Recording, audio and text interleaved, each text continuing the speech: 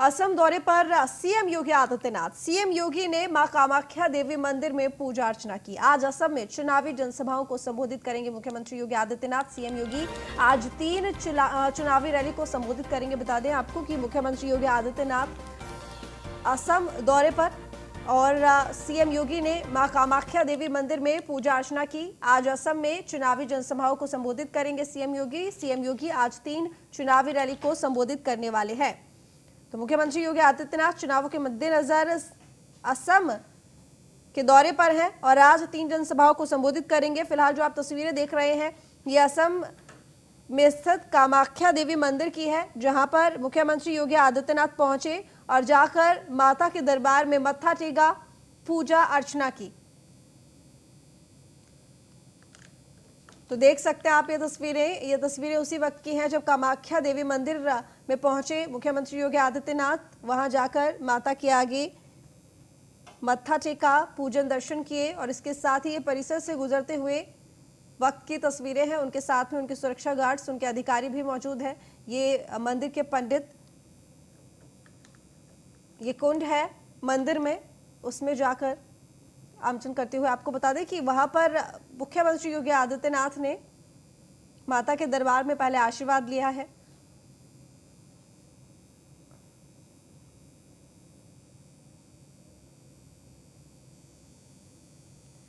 तो मुख्यमंत्री योगी आदित्यनाथ आज 3 जनसभाएं हैं जिनको संबोधित करने वाले हैं। हालांकि कल की अगर बात करें तो मुख्यमंत्री योगी आदित्यनाथ पश्चिमी बंगाल पहुंचे थे, जहां पर जाकर उन्होंने 3 जनसभाओं को ही संबोधित किया। मुख्यमंत्री योगी आदित्यनाथ बीजेपी के स्टार प्रचारकों में से एक हैं और जिस भी राज्य में चुनाव होते हैं बीजेपी जरूर मुख्यमंत्री योगी आदित्यनाथ को चुनावी मैदान में उतारती है प्रचार करने के लिए। और जहां भी मुख्यमंत्री योगी आदित्यनाथ चुनावी प्रचार के लिए जाते हैं वहां पर बीजेपी को जीत जरूर मिलती है। ऐसे में स्टार प्रचारक की लिस्ट में सबसे टॉप पर मुख्यमंत्री योगी आदित्यनाथ है बीजेपी की और जी तोड़ मेहनत बीजेपी कर रही है, कोई कसर नहीं छोड़ रही इन राज्यों में चुनाव के लिए। पश्चिमी बंगाल इससे शुरुआत इसकी हुई और अब असम में, और आज असम में 3 जनसभाओं को संबोधित करेंगे मुख्यमंत्री योगी आदित्यनाथ। तो मुख्यमंत्री योगी आदित्यनाथ दूसरे राज्यों में भी कमल खिलाने में जुट गए हैं।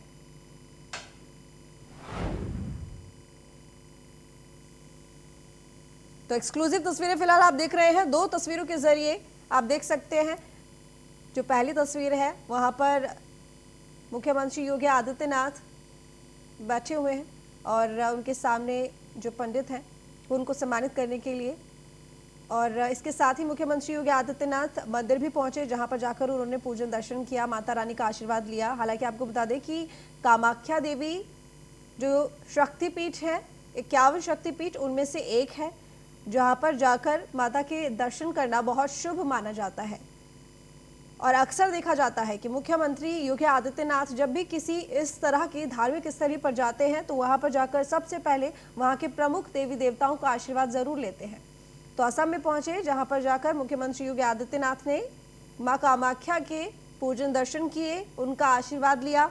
उनके साथ उनके सुरक्षाकर्मी और उनके साथ जो मंदिर के पंडित हैं, पंडा है, वो भी मौजूद है। हालांकि आज पूजा से प्रचार की शुरुआत मुख्यमंत्री योगी आदित्यनाथ कर रहे हैं, यानी कि प्रचार से पहले पूजा, माता का आशीर्वाद ले रहे हैं। तो अब दूसरे राज्यों में भी कमर खिलाने की तैयारी में जुट चुके हैं मुख्यमंत्री योगी आदित्यनाथ। हालांकि जहां भी मुख्यमंत्री योगी आदित्यनाथ प्रचार प्रसार के लिए जाते हैं अपने राज्य में, उन्होंने जो भी फैसले लिए हैं, जो भी योजनाएं लागू की हैं, जितना भी लाभ हुआ है, उसको जरूर वो अन्य राज्यों की जनता के सामने रखते हैं। क्योंकि अगर बात करें यूपी की, तो बीजेपी के सत्ता में आने के बाद यूपी में कई ऐसे अहम फैसले हुए हैं जो कि बीजेपी के लिए एक तरीके से कह सकते हैं कि मील का पत्थर साबित हुए हैं, जिसके जरिए बीजेपी को कई राज्यों में जीत भी मिली, कई चुनावों में जीत भी मिली। और इतना ही नहीं, अब जिन भी राज्यों में विधानसभा चुनाव है, बीजेपी उन सभी कामों को जनता के सामने रख के वोट में तब्दील करने की कोशिश कर रही है। तो पंडितों ने मुख्यमंत्री योगी आदित्यनाथ को पटका भेंट किया। इसके साथ ही वो जो मंदिर है, मंदिर की जो पूरी संरचना है, उसकी एक मूर्ति भी मुख्यमंत्री योगी आदित्यनाथ को मंदिर के पंडितों ने भेंट की है। ये तस्वीरें एक्सक्लूसिव आपको दिखा रहे हैं हम न्यूज़ वन इंडिया पर गुवाहाटी से। असम में है इस वक्त मुख्यमंत्री योगी आदित्यनाथ चुनाव प्रचार के लिए। आपको बता दें कि 5 राज्यों में चुनाव है, जिनमें से असम एक है, और असम में भी जनसभा को संबोधित करेंगे। 3 जनसभाएं हैं जिनको संबोधित करने वाले हैं मुख्यमंत्री योगी आदित्यनाथ। और पश्चिमी बंगाल भी पहुंचे थे कल मुख्यमंत्री योगी आदित्यनाथ, जहां पर जाकर उन्होंने 3 जनसभाओं को संबोधित किया था। तो हिंदुत्व के बड़े ब्रांड बन चुके हैं मुख्यमंत्री योगी आदित्यनाथ, और इसका पूरा फायदा बीजेपी उठाती हुई नजर आती है। चाहे कहीं भी चुनाव हो, चाहे चुनाव बिहार में हो या चुनाव हैदराबाद में हो या पश्चिम बंगाल में या फिर असम में, हर जगह मुख्यमंत्री योगी आदित्यनाथ स्टार प्रचारकों की रेस में सबसे आगे होते हैं। और सबसे बड़ी बात यह कि जहां भी प्रचार करने मुख्यमंत्री योगी आदित्यनाथ जाते हैं, अधिकतर बीजेपी वहां जीत का झंडा जरूर गाड़ती है। तो सीएम योगी आदित्यनाथ बीजेपी का एक अहम चेहरा और हिंदुत्व के एक ब्रांड बन चुके हैं, एक चेहरा बन चुके हैं, और इसी वजह से बीजेपी के स्टार प्रचारकों की रेस में सबसे आगे मुख्यमंत्री योगी आदित्यनाथ रहते हैं।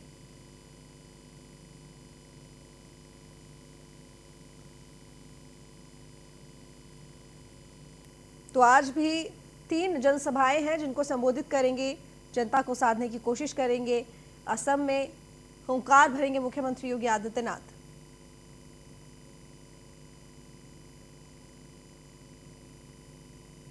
हालांकि अगर बात करें तमाम नेताओं की बीजेपी की, तो सिर्फ मुख्यमंत्री योगी आदित्यनाथ ही नहीं, बल्कि खुद प्रधानमंत्री नरेंद्र मोदी, गृह मंत्री अमित शाह, रक्षा मंत्री राजनाथ सिंह, तमाम बड़े नेता, स्मृति ईरानी केंद्रीय मंत्री, सभी पहुंच रहे हैं इन राज्यों में चुनाव प्रचार के लिए। ऐसे में मुख्यमंत्री योगी आदित्यनाथ की भी ये रैलियां हैं, जहां पर कल पश्चिमी बंगाल में उन्होंने 3 जनसभाओं को संबोधित किया, और उसी तरह से आज असम में भी 3 जनसभाओं को मुख्यमंत्री योगी आदित्यनाथ संबोधित करने वाले हैं। विकास कार्यों की एक लंबी फेहरिस्त हाथ में थामे योगी के पास गिनाने के लिए कई ऐसे फैसले हैं जो देश ही नहीं बल्कि विदेश के लिए भी एक मिसाल बन चुके हैं।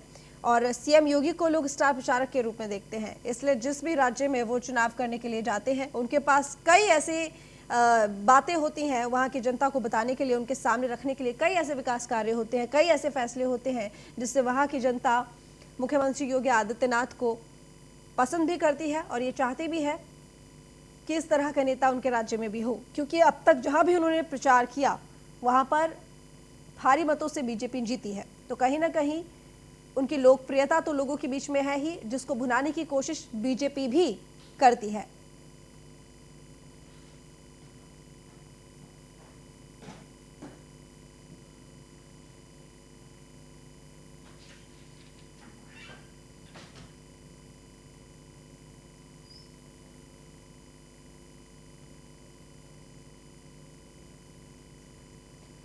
तो बता दें, योगी आदित्यनाथ भाजपा के लिए हमेशा से खास चेहरा रहे हैं, लेकिन जब से उत्तर प्रदेश के मुख्यमंत्री की कुर्सी उन्होंने संभाली है, तब से उन्होंने अपनी छवि को सख्त और अनुशासित प्रशासक के रूप में और भी ज्यादा निखार दिया है।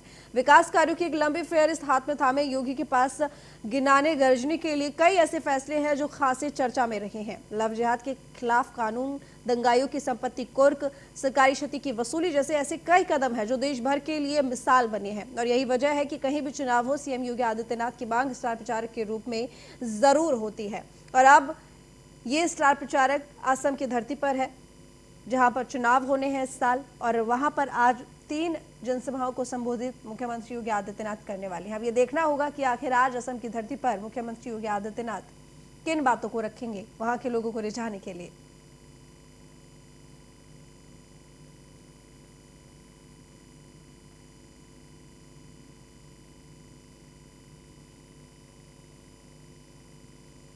तो ये प्रांगण की ही तस्वीरें हैं मंदिर के, जो फिलहाल आप देख रहे हैं।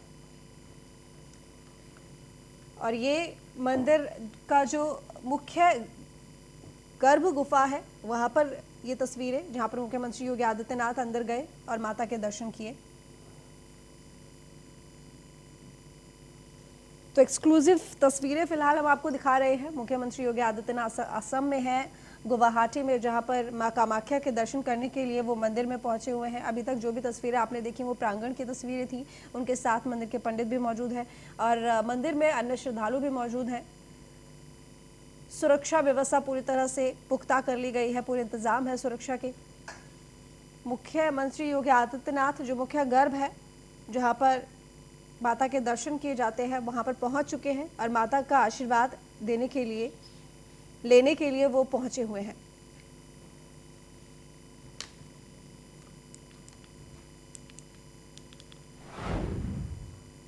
रुक करेंगे अगली बड़ी खबर की तरफ। ग्राम चौपाल अभियान को लेकर बीजेपी पदाधिकारियों का दौरा। कई जिलों का बीजेपी पदाधिकारी दौरा करेंगे। मंत्री जयप्रकाश निषाद देवरिया जाएंगे, सुरेश पासी अमेठी दौरे पर जाएंगे। इसके साथ ही जो रमाशंकर पटेल है मिर्जापुर का दौरा करेंगे। कौशल किशोर लखनऊ में चौपाल करेंगे। चौपाल के जरिए सरकारी योजनाओं की जानकारी देंगे। सरकार की जन कल्याणकारी योजना जनता के बीच में पहुंचाएंगे। तो चौपाल के तहत जो चौपाल अभियान शुरू किया है बीजेपी ने, उसके तहत आज कई नेता हैं जो कि ग्राम चौपाल के तहत कई जगहों पर जाएंगे, जनता के बीच में जाएंगे और इसके साथ ही जनता के बीच में जाकर जो सरकार की योजनाएं हैं, नीतियां हैं, जो भी विकास कार्य किए हैं उन्हें जनता के सामने रखेंगे। तो बीजेपी के कई पदाधिकारियों का आज दौरा है। कई जिलों का बीजेपी पदाधिकारी दौरा करेंगे, चाहे मंत्री जयप्रकाश निषाद हो, चाहे सुरेश पासी हो, चाहे कौशल किशोर हो।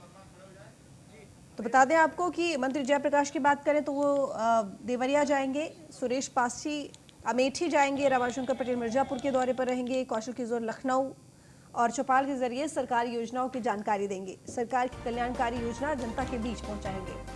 पंचायत चुनाव नजदीक है और लगभग 1 साल बाद विधानसभा चुनाव नजदीक है, तो ऐसे में बीजेपी की तैयारी पूरी है और बीजेपी लगातार बैठकें कर रही है, चौपाल लगा रही है। लोगों के बीच में अगर किसी भी चीज़ को लेकर कोई भी गलतफहमी है तो उसे दूर करने की कोशिश कर रही है। हालांकि आपको बता दें कि बीजेपी को 4 साल यानी कि मुख्यमंत्री के पद को संभाले हुए मुख्यमंत्री योगी आदित्यनाथ को 4 साल हो चुके हैं और ऐसे में 4 साल के बाद जितने भी अभी तक कार्य किए हैं, जितनी भी उपलब्धियां प्राप्त की हैं, इस सरकार ने वो जनता के सामने रखनी है। ग्राम चौपाल के जरिए जितनी भी सरकार की योजनाएं, नीतियां, विकास कार्य रहे हैं वो जनता के सामने रखने हैं, जिससे कि जनता के अंदर ये विश्वास पैदा हो सके कि बीजेपी सरकार ने जो भी काम किए हैं वो उनके हित में किए हैं और उनसे उनको कितना लाभ मिला है।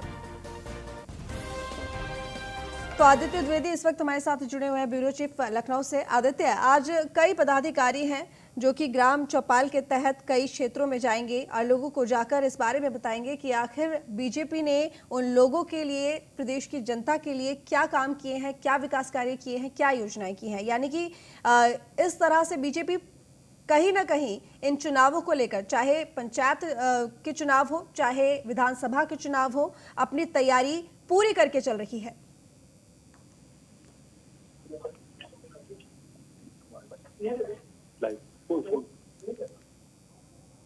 आदित्य, आपको मेरी आवाज मिल रही है? जी, अपना प्रश्न दोहराइएगा एक बार। ठीक, आदित्य, क्योंकि आज ग्राम चौपाल अभियान को लेकर बीजेपी के कई पदाधिकारी हैं जिनका कई जगह पर दौरा है। सबसे पहले जानना चाहूंगी कौन कौन से पदाधिकारी हैं? और देखिए, भाजपा ने अपने 4 साल पूरे होने पर निर्देश दिया हुआ है। पार्टी के जो जनप्रतिनिधि हैं, कैबिनेट मंत्री हैं, राज्य मंत्री हैं या दर्जा प्राप्त मंत्री हैं, उन सभी लोगों को पूरे प्रदेश स्तर पर चौपाल लगाने को बोला हुआ है और इन चौपाल में मुख्यमंत्री योगी आदित्यनाथ की जो 4 साल की उपलब्धियां हैं उनको वो गिनाएंगे, उनको बताएंगे और किस तरह से उन्होंने लाभान्वित किया है 4 सालों में, ग्रामीण क्षेत्र के परिवेश को बदला है, ये सब बताया जाएगा। चाहे उसमें से पेयजल योजना हो, घर घर खासतौर से बुंदेलखंड क्षेत्र में जो हर घर पानी पहुंचाने की महत्वाकांक्षी योजना चल रही है, उसमें किस अंदाज में केंद्र सरकार यानी कि मोदी सरकार का योगदान है और उसमें बढ़ चढ़कर किस अंदाज में योगी सरकार ने भाग लिया हुआ है। इस तरह से लोगों को समझाने की पूरी कोशिश की जाएगी कि किस तरह से सक्रिय है योगी और मोदी सरकार जी। ठीक है आदित्य, क्योंकि जाहिर सी बात है 4 साल पूरे हो चुके हैं इस सरकार को सत्ता में रहते हुए और जनता के सामने ये भी पहुंचाना है कि 4 साल में सरकार ने क्या काम किए हैं और साथ ही जनता के सामने ये भी बताना है कि ये जो तीनों ही कृषि कानून आए हैं उसको लेकर भी किसानों में कहीं ना कहीं रोष है, या फिर जिस तरीके से सरकार की तरफ से कहा जा रहा है कि बरगलाया जा रहा है, बहकाया जा रहा है किसानों को, तो उसको लेकर भी बातचीत संभव है इन ग्राम चौपालों में? जी हाँ, बिल्कुल। सरकार का फोकस इस बात पर होगा, जिन मुख्य बिंदुओं पर फोकस करना है उसमें एक बड़ा फोकस होगा किसानों को ये कन्विंस करने में कि ये जो 3 बिल केंद्र सरकार के द्वारा लाए गए ये किसी भी तरह से अहितकर नहीं है, बल्कि जो सरकार ने एक वादा किया है कि हर हाल में अगले कुछ वर्षों में किसानों की आय। बहुत शुक्रिया आपका तमाम जानकारी के लिए आदित्य। रुक करेंगे अगली बड़ी खबर की तरफ। अवैध निर्माण करने वालों में योगी सरकार का खौफ। कार्रवाई के डर से पूर्व सांसद ने अवैध निर्माण को खुद गिरा दिया है। लखनऊ में पूर्व सांसद दाऊद ने अपने अवैध निर्माण को गिराया। एलडीए के नोटिस के बाद खुद अवैध निर्माण को गिरा दिया है। तो एलडीए ने अवैध निर्माण पर पूर्व सांसद दाऊद को नोटिस दिया था। अवैध निर्माण पर एलडीए ने लखनऊ में अभियान चलाया, जिसके तहत पूर्व सांसद दाऊद ने खुद ही अपने अवैध निर्माण को गिरा दिया है। तो ये खौफ है योगी सरकार का। अवैध निर्माण करने वालों में योगी सरकार का खौफ किस कदर है, इन तस्वीरों के जरिए बयां हो रहा है। कार्रवाई के डर से पूर्व सांसद ने अवैध निर्माण को खुद ही गिरा दिया है। तो बता दें कि लखनऊ में एक अभियान चल रहा है, जिसके तहत जितने भी अवैध निर्माण हैं उनको गिराया जा रहा है। तो लखनऊ में पूर्व सांसद दाऊद ने अपने अवैध निर्माण को खुद गिरा दिया। एलडीए ने उनको नोटिस दिया, जिसके क्यों आखिर ये जो अवैध निर्माण है वो कराया, इसको लेकर नोटिस दिया गया पूर्व सांसद दाऊद को, जिसके बाद एलडीए ने अवैध निर्माण पर पूर्व सांसद दाऊद को नोटिस देकर जवाब मांगा। तो अवैध निर्माण पर एलडीए ने लखनऊ में अभियान चलाया हुआ है। लेकिन इस पूरी कार्रवाई को आगे बढ़ाती एलडीए, उससे पहले पूर्व सांसद दाऊद ने अपने अवैध निर्माण पर खुद ही बुलडोजर चलवा दिया, यानी कि खुद ही गिरा दिया।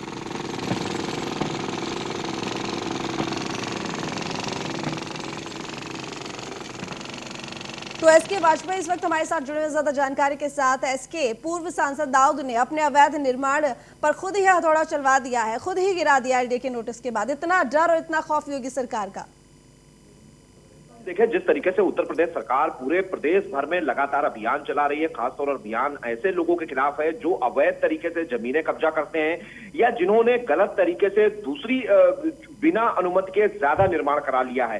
कहीं न कहीं ऐसा ही एक निर्माण राजधानी लखनऊ के वजीरगंज इलाके के नबीउल्लाह रोड का है, जहां पर पूर्व सांसद दाऊद अहमद ने अपना बड़ा अपार्टमेंट निर्माण कराया। उस अपार्टमेंट में ऊपर की 2 फ्लोर्स पूरी तरीके से अवैध थी, जिसकी अनुमति लखनऊ विकास प्राधिकरण की तरफ से नहीं दी गई थी, जिसके बाद पूरे मामले का संज्ञान लिया गया। क्योंकि राजधानी लखनऊ में लगातार प्राधिकरण उन भवनों को, उन फ्लैट्स को, वो जो भी निर्माण है उनको चिन्हित कर रहा है। उसी में दाऊद अहमद का निर्माण भी चिन्हित हुआ था, जिस पर उनको नोटिस दिया गया था अभी 2 दिन पहले ही कि एलडीए उनकी अवैध निर्माण पर बुलडोजर चलाएगा, अतः वो स्वयं अपना अवैध निर्माण हटा लें। जिसके बाद दाऊद अहमद की तरफ से हम कहें कि डर के मारे कि कहीं पूरी बिल्डिंग क्षतिग्रस्त ना हो जाए अगर एलडीए बुलडोजर लगाकर कार्रवाई करेगा, तो ऐसी स्थिति में स्वयं अपने मजदूर लगाकर बिल्डिंगों के ऊपर के जो 2 फ्लोर हैं वो तोड़ने का काम दाऊद अहमद की तरफ से किया जा रहा है। लेकिन अगर हम मौके की बात करें तो एलडीए वीसी अभिषेक प्रकाश के निर्देश पर पूरी टीम एलडीए की मौके पर मौजूद है। वो यह देख रही है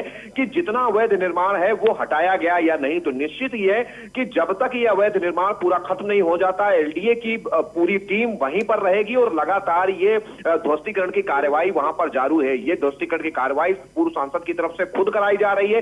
वजह यही है कि वो जानते हैं कि अगर एलडीए ध्वस्तीकरण की कार्रवाई करेगा तो निश्चित ही कि 2 फ्लोर तोड़ने में बाकी की बिल्डिंग भी क्षतिग्रस्त होगी। तो ऐसी स्थिति में ये डर है। सबसे बड़ी बात कि इस प्रकरण के बाद विपक्ष चाहे जितने भी सवाल उठा ले, लेकिन सबसे बड़ी बात यह है कि सरकार के इस तरह की कार्रवाई के बाद असर तो है। बिल्कुल निश्चित उन माफियाओं के खिलाफ, उन हम कहें कि बड़े जो दुर्दांत अपराधी थे, जो कहीं न कहीं दूसरों की संपत्तियों पर कब्जे करते थे, जबरन दबाव डालकर कम पैसे में उसकी रजिस्ट्रियां कराते थे, उसके बाद अपने अवैध निर्माण उस पर खड़े करते थे। जो कहीं न कहीं ऐसे लोग थे जो बिना अनुमति के, बिना प्राधिकरण के, किसी भी प्रकार के एनओसी के ये निर्माण करा रहे थे। लेकिन अब जब योगी सरकार लगातार कार्रवाई कर रही है तो जो निर्माण हो चुके हैं उन पर भी बुलडोजर चल रहा है और नया निर्माण पूरी तरीके से जो अवैध था वो पूरी तरीके से बंद है। तो ऐसी स्थिति में खौफ जरूर है, खासतौर पर भू माफियाओं में, उन दुर्दांत अपराधियों में जो इस तरीके के कार्यों में लिप्त थे। जी चलिए, बहुत शुक्रिया आपका तमाम जानकारी के लिए। इसके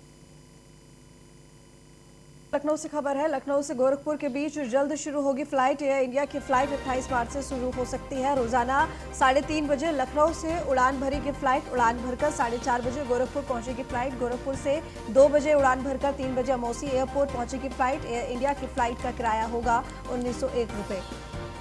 तो बड़ी खबर आपको बता रहे हैं, लखनऊ से गोरखपुर के बीच जल्द शुरू होगी फ्लाइट। एयर इंडिया की फ्लाइट 28 मार्च से शुरू हो सकती है। तो रोजाना 3:30 बजे लखनऊ से उड़ान भरेगी फ्लाइट। उड़ान भरकर 4:30 बजे गोरखपुर पहुंच जाएगी। तो गोरखपुर से 2 बजे उड़ान भरकर 3 बजे अमूसी एयरपोर्ट पहुंचेगी। तो लगभग 1 घंटे के फासले में गोरखपुर और लखनऊ के बीच की दूरी अब खत्म हो जाएगी। एयर इंडिया के फ्लाइट का किराया होगा मात्र 1901 रुपये। तो लखनऊ वासी और गोरख वासियों के लिए एक बड़ी खुशखबरी है ये कि फ्लाइट शुरू होने वाली है। जो समय लगता था अब वो समय कम लगेगा। मात्र 1 घंटे के समय में अब ये यात्रा पूरी हो सकेगी और 28 मार्च से अब ये फ्लाइट शुरू हो जाएगी।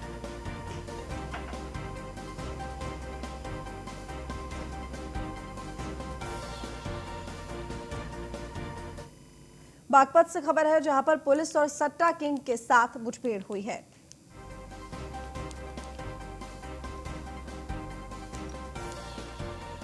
तो बता दें बागपत से खबर जहां पर पुलिस और सट्टा किंग के साथ मुठभेड़। सट्टा किंग नसीम कांधला गोली लगने से घायल हुआ। 2 दिन पहले नसीम ने सट्टेबाजी के लिए दंगल किया था। पुलिस ने घायल नसीम कांधला को अस्पताल में भर्ती कराया है। तो बागपत से खबर है जहां पर पुलिस और सट्टा किंग के साथ मुठभेड़ हुई है पुलिस की और सट्टा किंग नसीम कांधला को गोली लगने से घायल हो गया है। 2 दिन पहले नसीम ने सट्टेबाजी के लिए मुर्गा दंगल कराया था और पुलिस ने घायल नसीम कांधला को अस्पताल में भर्ती करा दिया है। तो मुठभेड़ हुई नसीम कांधला के साथ में, जिसके बाद नसीम कांधला को गोली लगी और फिलहाल पुलिस की गिरफ्त में। 2 दिन पहले ही नसीम कांधला ने सट्टेबाजी के लिए मुर्गा दंगल कराया था और पुलिस ने घायल नसीम कांधला को अस्पताल में भर्ती करा दिया है।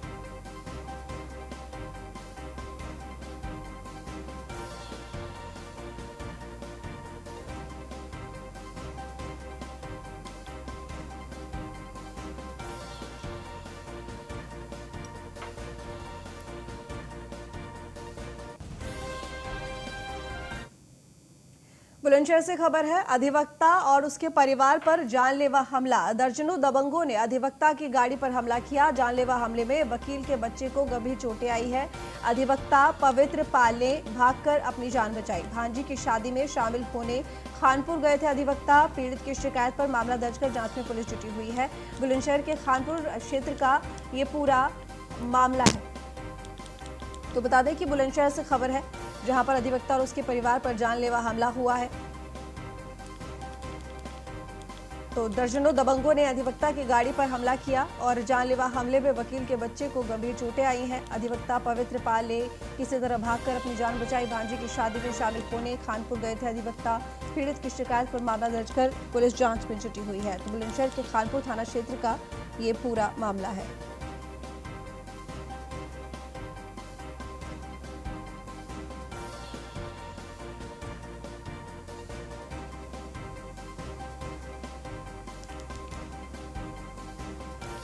तो अधिवक्ता और उसके परिवार पर दबंगों ने जानलेवा हमला किया। लगभग दर्जन दबंग होंगे जिन्होंने अधिवक्ता की गाड़ी पर हमला किया। कल अपनी भांजी की शादी में कनौना गांव गया था, जिसका थाना खानपुर लगता है, और वहां पर घरातियों और बारातियों में आपस में कुछ खास होने खाने के ऊपर झगड़ा हो गया था, जो गाँव वालों ने उसी समय शांत करा दिया। लेकिन जब मैं वहाँ से अपने बच्चों को और भतीजों को लेकर चला, छोटे बच्चे हैं मेरे, तो नए गाँव के प्रधान हैं और उसके साथ और 5-6 लोग थे। इन्होंने जो घात लगाए बैठे थे रास्ते में, जैसा अंधेरा का लाभ लेकर इन्होंने मेरी गाड़ी के ऊपर तोड़फोड़ कर दी। जान से मारने की नीयत से मेरे ऊपर प्रहार किया, सरिया से और रोड से और ईंट पत्थरों से मेरी गाड़ी के ऊपर बारिश कर दी, जिनसे मेरी गाड़ी क्षतिग्रस्त हो गई और मेरे छोटे छोटे बच्चों को गंभीर चोटें आई हैं, मेरे भी चोटें आई हैं। बच्चों का मेरा मेडिकल के एसओ साहब ने भेज दिया। मैंने थाने में तहरीर लिख कर दे दी है घटना की, और एसओ साहब ने कह दिया मुकदमा लिखा। अशोक हमारे साथ संवाददाता जुड़े हुए हैं बुलंदशहर से। अशोक, ये पूरा मामला क्या है? आखिर किस तरीके से उन लोगों ने अधिवक्ता और उसके परिवार के ऊपर हमला किया? लूट के इरादे से किया या फिर कोई दुश्मनी थी? बिल्कुल, मैं आपको बता दूं कि ये पूरा मामला जिला बुलंदशहर के खानपुर थाना क्षेत्र का गांव कनौना का है। बीती रात ये अधिवक्ता हैका अपने परिवार के साथ भांजी की शादी में शामिल होने गया था। तभी भाजपा नेता हैं जीतू, जो नए गांव के प्रधान है बुलंदशहर में, स्याना तहसील का गांव पड़ता है नए गांव के, वहां से प्रधान है। दोनों ही अधिवक्ता और प्रधान आपस में बैठ के खाना खा रहे थे। किसी बात को लेकर इनमें कहन सुनी इतनी बढ़ गई कि दोनों ही मारने और पीटने पर उतारने पर पैदा हो गए और गाँव के कुछ लोगों ने इनका पूरे मामले को शांत करा दिया था। कुछ ही जब अधिवक्ता अपने परिवार को लेकर अपने घर पर चलता तो 20 सड़क पर दबंग लोग आते हैं। जीतू जो प्रधान है उसके दबंग लोगों ने इसके साथ मारपीट करते हैं। मारपीट कर इतनी करी है कि गाड़ी भी क्षतिग्रस्त हो गया। इसकी जो अधिवक्ता के जो बच्चे हैं उसके रीढ़ की हड्डी में चोट आई, जिसको लेकर मेडिकल के लिए बुलंदशहर भेज दिया है। अब देखना होगा पूरे मामले को एसएसपी ने संज्ञान लिया है। जो दबंग लोग हैं, जो भाजपा का जो नेता दबंग लोग हैं, उनके खिलाफ मुकदमा दर्ज कर दिया गया है, पर अभी भी धमकी मिल रही है अधिवक्ता को, जिसको लेकर फिर एसएसपी को अगवा कराया गया है। अब पूरे मामले में पुलिस की बड़ी लापरवाही सामने आई, क्योंकि पुलिस की मौजूदगी में पूरा खेल खेलता रहा, क्योंकि 2 सिपाही मौजूद थे इस पूरे प्रकरण में, जो जीतू प्रधान के साथ बैठकर खाना खा रहे थे। थाना पुलिस के सिपाही हैं, बड़ी घटना को अंजाम देने के लिए बड़ी घटना हो जाती, क्या होता तो बच्चों के साथ अनहोनी घटना हो जाती। शुक्रिया आपका तमाम जानकारी के लिए।